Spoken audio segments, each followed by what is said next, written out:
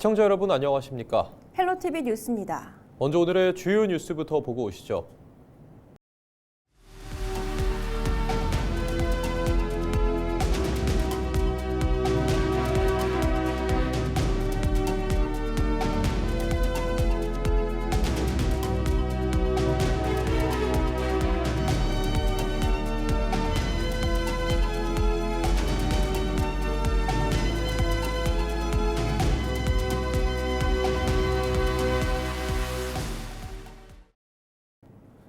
지난 2년 여름마다 당진 전통시장은 집중호우로 큰 피해를 봤습니다.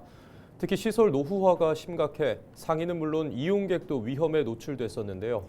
문제 해결을 위해 당진시와 상인이 힘을 모아 재건축을 하기로 해 눈길을 끌고 있습니다. 정호석 기자의 보도입니다. 지난 1974년 준공된 당진 전통시장. 노후화가 심각하다 보니 천장 콘크리트가 떨어져 나가 철근이 밖으로 그대로 드러나 있습니다. 또 안전 위험을 이유로 출입을 제한하는 안내문이 시장 곳곳에 붙어 있습니다. 시장 곳곳에 위험이 도사리고 있는 겁니다. 균열이 간 부분들이 상당히 외부에서 노출이 됐어요. 그래서 위험성이 상당히 있는 걸로 위압감을 좀 조성이 됐고, 또 실질적으로 낙하물이 떨어져 가지고 고객들이 경미하게 또 다친 적도 있어요. 상황이 이렇다 보니 시장 건물 3개 가운데 규모가 가장 큰 나동 상설시장과 다동 전기시장이 중대결함으로 붕괴 위험이 있다고 판단되는 안전등급 D등급 판정을 받았습니다. 문제 해결을 위해 당진시는 철거 후 재건축을 결정했습니다. 다음 달 말까지 철거를 마무리하고 철거 기간 중 시공사 입찰 공고 선정, 입주 상인을 모집하는 등 내년 2월 말 준공을 목표로 사업을 추진하고 있습니다.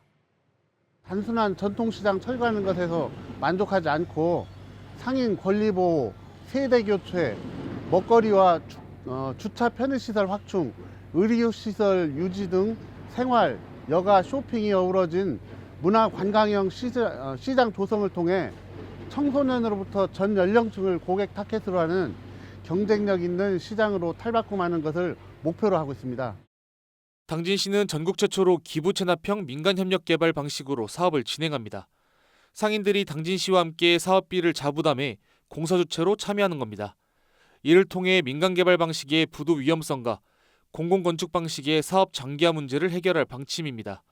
상인은 20년간 무상사용과 공시원가 수준의 분양가 제공, 점포자리 선택권 등의 혜택을 받습니다. 기부체납형 민간협력 개발 방식은 우리 시가 구점포를 철거하고 고령상인 영업보상, 임시점포 조성 등 재건축을 위한 기반을 마련하고 상인회가 설립한 정비사업법인에서 기존 상인과 외부 모집을 통한 기부체납 참여 상인이 건축비를 조달하여 재건축을 진행하는 구조입니다. 내년 2월 새롭게 문을 열게 될 당진 전통시장. 노후화된 전통시장을 바꾸기 위해 힘을 합친 지자체와 상인들. 전국 최초로 기부체납형 민간협력 개발 방식으로 진행되는 만큼 큰 관심을 받고 있습니다. 헬로티비 뉴스 정호석입니다. 6.3 지방선거를 앞두고 충남 지역 단체장 선거의 대진표가 윤곽을 드러내고 있습니다. 국민의힘과 더불어민주당 모두 공천 신청 접수를 마무리하고 본격적인 후보 검증과 경선 준비에 들어갔는데요. 취재기자 연결해 자세한 내용 알아보겠습니다. 이미정 기자, 먼저 여야의 공천 신청 결과부터 정리해 주시죠. 네, 여야 충남도당이 기초단체장 공직 후보자 공모를 마감한 결과 모두 92명이 신청했습니다. 먼저 더불어민주당은 충남 15개 선거구에서 50명이 신청했는데요. 지역별로는 홍성 5명, 서산과 태안은 각각 3명씩 접수했고 당진과 청양 예산에서는 각각 2명이 신청했습니다. 국민의힘은 충남 15개 선거구에서 42명이 신청했는데요. 평균 2.8대 1의 경쟁률을 기록했습니다. 지역별로는 태안과 홍성이 각각 4명, 예산과 천안 등이 각각 3명씩 접수했습니다. 당진 지역은 2명이 신청했고 서산은 1명이 신청해 단독 후보군을 형성했습니다. 네, 후보군이 확정되면서 단수 공천이나 경선 지역 발표도 속속 이어지고 있다고요. 네, 그렇습니다. 더불어민주당 충남도당은 기초단체장 심사 결과를 발표했는데요. 당진과 청양, 태안은 2인 경선이, 서산은 3인 경선이 치러집니다. 후보자가 많은 홍성군은 5명이 먼저 경선을 치른 뒤 상위 2명이 최종 후보 자리를 놓고 다시 경선을 치를 방침입니다. 민주당에서는 박수영 국회의원과 양승조 충남지사, 나소열 전 충남도 문화체육부지사 3명이 경선을 치를 예정인데요. 행정통합 여부가 결정되는 대로 광역단체장 공천 심사를 진행한다고 밝혔습니다. 국민의힘은 광역단체장 후보자 공천을 마무리했는데요. 김태흠 충남지사가 충남도지사 후보자로 단수 공천됐습니다. 공관위는 김 지사가 충남 지역 발전을 위한 여러 정책을 이끌었다며 단수 공천을 결정했다고 밝혔습니다. 헬로티비 뉴스 이미정입니다. 네, 여기까지 듣겠습니다. 지금까지 보도국 이미정 기자였습니다.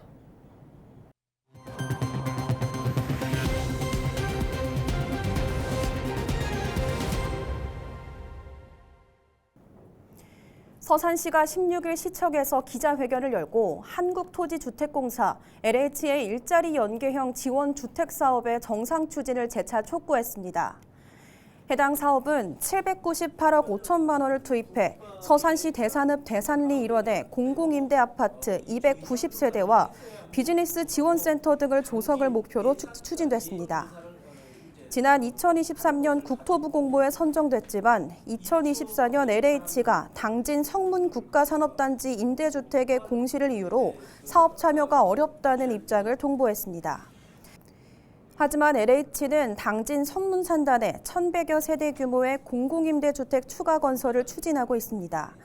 이에 대해 서산시는 대산과 성문은 주거 수요가 전혀 다른 지역이라고 강조했습니다. 또 공시를 이유로 사업을 포기하면서 성문산단 임대주택 추가 건설 사업은 모순이라고 지적했습니다. 이와 함께 국토부가 LH에 대해 실질적인 관리와 감독 등 책임 있는 조처를 해야 한다고 주장했습니다. 한편 주민들은 앞으로 LH의 사업 불참 과정에 대한 공익감사를 감사원에 청구할 계획입니다. 자신이 임차한 사업장의 업주와 직원을 폭행한 40대 A씨가 특수폭행, 특수상해 등 혐의로 경찰에 불구속 송치됐습니다. A씨는 천안 동남구에서 B씨의 사업장 일부를 빌려 가게를 운영하며 2024년 6월부터 6개월간 B씨와 직원 C씨를 여러 차례 폭행해 상해를 입힌 혐의를 받습니다. B씨는 A씨를 지난해 8월 경찰에 고소했습니다. C씨는 A씨가 휘두른 주먹에 맞아 한쪽 눈을 실명하는 등 크게 다친 것으로 전해졌습니다. 범행 일부를 인정한 A씨는 경찰에 B씨와 C씨에게 이를 가르쳐주는데 이를 너무 대충 했다는 식의 진술을 한 것으로 알려졌습니다. 홍성군이 전국 최초로 LED 돔 형태의 복합 문화 공간인 K락 디지털 스페이스 조성 사업을 추진합니다. 홍성군은 16일 실시 설계 용역 착수 보고회를 열고 디지털 문화 콘텐츠 거점 구축을 위한 세부 계획을 점검했습니다. 이번 사업은 오는 2027년 준공을 목표로 195억 원이 투입되며 연면적 2,700제곱미터의 지상 3층 규모로 건립됩니다. 해당 공간에선 K-팝 디지털 공연과 스포츠 생중계, 리마스터링 영화 상영 등 다양한 프로그램이 운영될 예정입니다.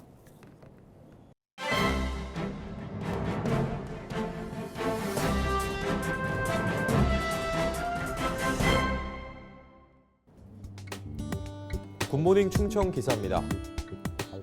대전 충남 행정통합이 무산된 가운데 충남을 중심으로 제2중앙경찰학교 유치전에 대한 불안감이 고개를 들고 있습니다. 행정통합에 성공한 광주 전남에 힘이 실릴 경우 충남 유치에 부작용이 있을 가능성이 조심스럽게 점쳐지고 있는 건데요. 아산시는 경찰인재개발원과 경찰대학이 위치한 경찰 종합타운 일원을 후보지로 제시해 관련 인프라가 탁월하다는 평가를 받고 있습니다. 그러나 이번 대전 충남 행정통합 무산 이후 호남 쪽에 힘이 실리는 것 아니냐는 불안감이 확산하고 있는 분위기인데요. 앞서 김민석 국무총리가 행정통합 성사 지역에 수도권 공공기관 이전 우선권을 제시한 만큼 아무래도 영향이 있을 거란 이야기입니다. 그동안 여권의 주류인 호남 지역 국회의원들은 영남 지역 국민의힘 소속 국회의원들과 공동 전선을 형성하며 정치력을 발휘해왔습니다. 게다가 남원시 유치에 적극 앞장서온 한병도 의원이 집권 여당의 원내 사령탑을 맡고 있다는 점도 간과해선 안 될 대목인데요. 공직사회 내부에서는 행정통합과 연계할 경우 충남이 역차별을 받을 가능성이 우려스럽다며 지역 정치권이 적극 나서주길 바란다는 목소리가 나오고 있습니다. 지금까지 신문 브리핑이었습니다.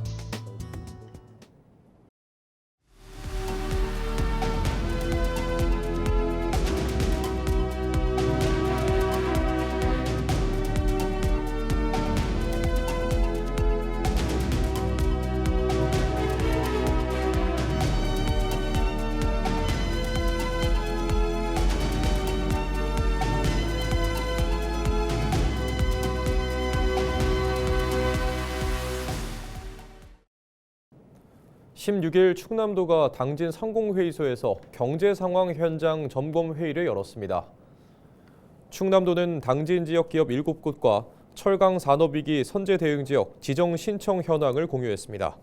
현재 충남도는 산업위기 선제 대응 지역 지정 신청서를 산업통상부에 제출한 상태며 다음 달 최종 확정을 목표로 부처 협의 등을 진행하고 있습니다. 산업위기 선제 대응 지역으로 지정되면 투자 보조금 우대와 2차 보전 지원 등을 받을 수 있습니다. 한편 충남도는 철강 기업을 대상으로 긴급 경영 안정자금 100억 원을 지원한다고 밝혔습니다. 기업당 지원 한도는 3억 원으로 2년 거치 일시 상환으로 운영됩니다. 기업 부담 금리는 1%대입니다.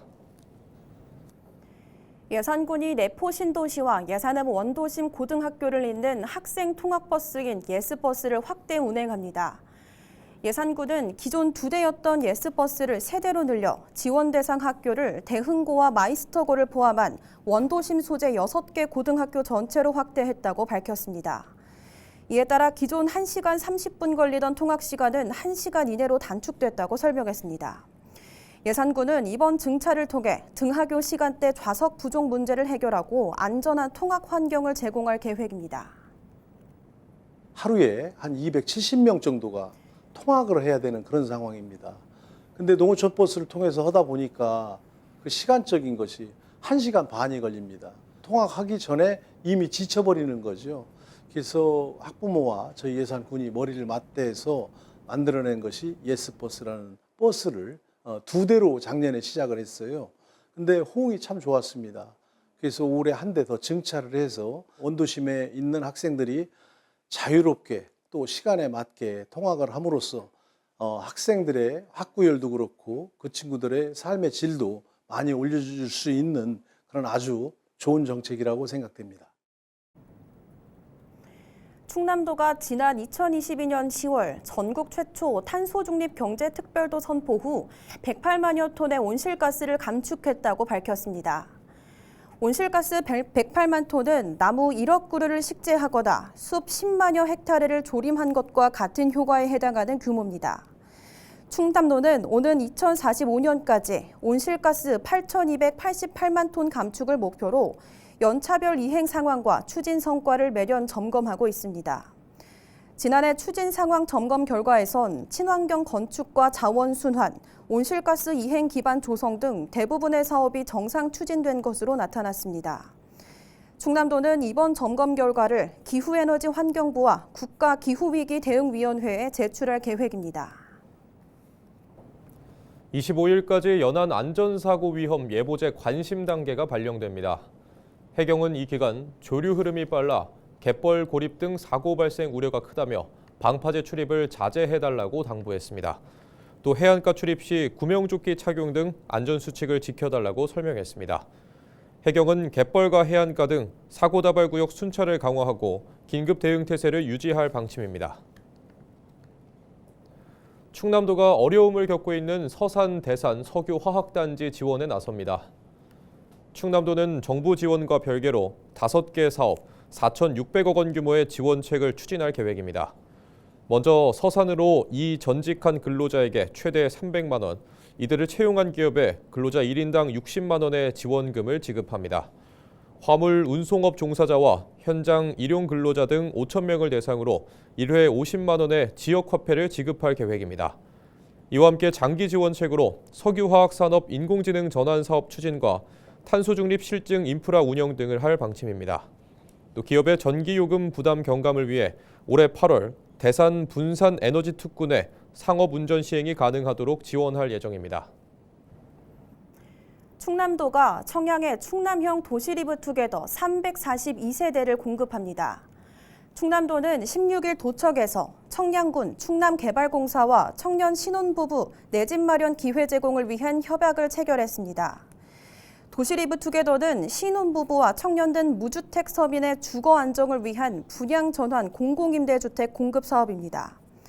아파트를 분양을 받은 사람은 저렴한 임대료를 내고 거주하다 6년이 지나면 입주 당시 가격으로 분양받을 수 있습니다. 충남도는 청야급에 182세대, 정산면에 160세대를 공급할 계획입니다. 각 아파트의 보증금과 월 임대료, 분양가 등은 추후 결정됩니다. 윤일신 충남도 의원이 태안군수 출마를 선언했습니다. 윤 의원은 16일 태안군청에서 기자회견을 열고 흩어진 태안의 힘을 다시 모으고 멈춰진 태안의 시간을 다시 움직이겠다고 말했습니다. 그러면서 의원직을 내려놓고 준비된 미래, 새로운 태안을 위해 태안군수 출마를 선언한다고 강조했습니다. 윤 의원은 주요 공약으로 방산, 항공, 우주 관련 앵커 기업 유치와 태안 고속도로, 이원 대산 연륙고 건설 등을 제시했습니다. 당진시가 국토교통부와 항공안전기술원의 드론 실증도시 구축 사업 공모에 최종 선정됐습니다. 이에 따라 당진시는 도시지역인 난지도와 관광지 일원인 삽교천을 대상으로 사업을 추진할 예정입니다. 먼저 난지도에서는 드론 택배 배송을 실증하고 삽교천에서는 방문객을 대상으로 드론 배송을 실증할 계획입니다. 이와 함께 당진시는 관광지와 해안지역 드론 순찰과 의료 지원 드론 서비스도 추진할 방침입니다. 홍성군이 취약계층 전기 안전 개선 지원에 나섭니다. 13일 홍성군과 한국폴리텍대학 충남 캠퍼스, 홍성군 주민자치협의회는 취약계층 전기 안전 개선 지원 업무 협약을 맺었습니다. 이번 협약은 노후주택에 거주하는 취약계층의 전기 화재 위험을 예방하기 위해 마련됐습니다. 협약에 따라 홍성군은 취약 가구를 발굴하고 한국폴리텍대학은 노후 전기 기술 점검, 개선에 나설 계획입니다. 또 홍성군 주민자치협의회는 후원금, 보조사업 등을 통해 재원을 마련할 방침입니다. 청양군이 교통약자의 이동 편의 증진을 위해 다음 달부터 교통약자 바우처 택시를 도입합니다. 바우처 택시 도입은 기존 특별 교통수단에 편중됐던 수요를 분산해 이용자들의 대기 시간을 줄이기 위해 추진됐습니다. 청양군은 현재 운영 중인 4대의 특별 교통수단에 더해 일반 택시 5대를 바우처 택시로 신규 지정해 운영할 계획입니다. 이용 대상자는 관내 거주하는 65세 이상 고령자 장애인 등 교통약자 중 비휠체어 이용자입니다. 이용자는 기본 요금만 부담하면 되며 차액은 청양군에서 기사에게 지급합니다. 충남도 특별사법경찰이 불법 수입 축산물로 인한 도내 아프리카 돼지열병 추가 확산 방지를 위해 단속을 진행했습니다. 이번 단속은 지난달 23일부터 4일까지 수입식품 전문 판매업소를 대상으로 실시됐습니다. 단속반은 61개 업소를 점검해 소비기한이 경과된 식품을 판매 목적으로 진열한 업소 4곳을 적발했습니다. 충남도는 위법 행위에 대해 행정처분 등 의법 조치하고 위반 사항이 경미한 21건에 대해서는 현지 계도를 완료했습니다. 한편 수입식품 전문 판매 업소에서 수거한 축산물 25건을 정밀 검사한 결과 아프리카 돼지열병 바이러스는 검출되지 않았습니다. 충남보건환경연구원이 신학기를 맞아 오는 31일까지 식중독 발생 우려 식품 환경 검사를 합니다. 이번 검사는 급식 식재료와 조리 과정에서의 청결 상태 준수 여부 확인과 학교 주변 조리 제품 판매 업소의 위생 취약 요인 사전 차단을 위해 마련됐습니다. 이에 따라 연구원은 도내 학교 급식과 조리 도구, 학교 주변 기호식품을 수거해 검사할 계획입니다. 한편 연구원은 최근 봄철 신학기에 살모넬라균에 의한 식중독이 빈번하게 발생하고 있다며 손 씻기와 익혀 먹기 등 예방 수칙을 지켜달라고 당부했습니다. 이상으로 뉴스를 마칩니다. 시청해주신 여러분 고맙습니다.